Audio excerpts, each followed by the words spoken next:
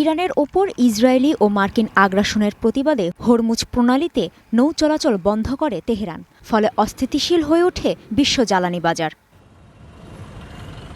শুধু নিষেধাজ্ঞাই নয়, টোলের বিনিময়ে কিছু দেশের জাহাজকে এই প্রণালী দিয়ে চলাচলের সুযোগ দেয় ইরান। যুক্তরাষ্ট্রের সঙ্গে যুদ্ধবিরতির জন্য তেহরানের প্রধান শর্তও ছিল হরমুজে পূর্ণ নিয়ন্ত্রণ। চলমান এই সংকটের মধ্যেই চীন সফরে মার্কিন প্রেসিডেন্ট। চীনা প্রেসিডেন্টের সঙ্গে আসন্ন বৈঠকের আলোচ্যসূচিতে হরমুজ প্রণালীর ওপর ইরানের কঠোর নিয়ন্ত্রণের বিষয়টিও থাকবে বলে জানা গেছে। তবে হরমুজে জাহাজ চলাচলের ওপর টোল আরোপ করার সুযোগ না দেওয়ার বিষয়ে যুক্তরাষ্ট্র ও চীনের ঊর্ধ্বতন কর্মকর্তারা একমত হয়েছেন বলে দাবি করছে মার্কিন পররাষ্ট্র মন্ত্রণালয়। মার্কিন পররাষ্ট্র দপ্তর জানিয়েছে, চীনের পররাষ্ট্রমন্ত্রী ওয়াং ই ও মার্কিন পররাষ্ট্রমন্ত্রী মার্কো রুবিও এক ফোন আলাপে এ নিয়ে আলাপ করেন। হরমুজ প্রণালীতে টোল আদায় করার সুযোগ না দেওয়ার বিষয়ে একমত হয়েছেন তারা।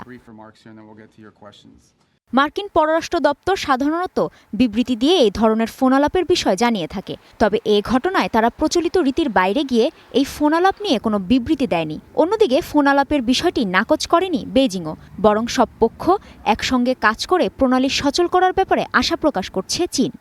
হরমুজ প্রণালী নিরাপদ ও স্থিতিশীল রাখা এবং নির্বিঘ্ন চলাচল নিশ্চিত করা আন্তর্জাতিক সম্প্রদায়ের অভিন্ন স্বার্থের সঙ্গে সামঞ্জস্যপূর্ণ। স্থিতিশীলতা ফিরিয়ে আনতে সব পক্ষকেই একত্রে কাজ করতে হবে।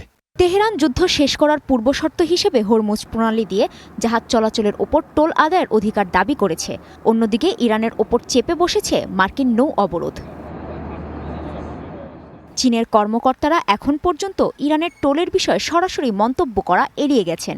জানা যায়, ডলারের বিকল্প হিসেবে চীনা মুদ্রায় টোল আদায় করতে চায় ইরান।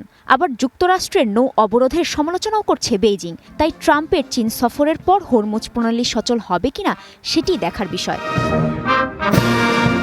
তবে অনেকেই মনে করছেন, গুরুত্বপূর্ণ এই জলপথের নিয়ন্ত্রণ ছেড়ে দিতে ইরানের ওপর চাপ প্রয়োগের চেষ্টায় দুই দেশ কিছুটা অভিন্ন অবস্থান খুঁজে বের করার চেষ্টা করছে।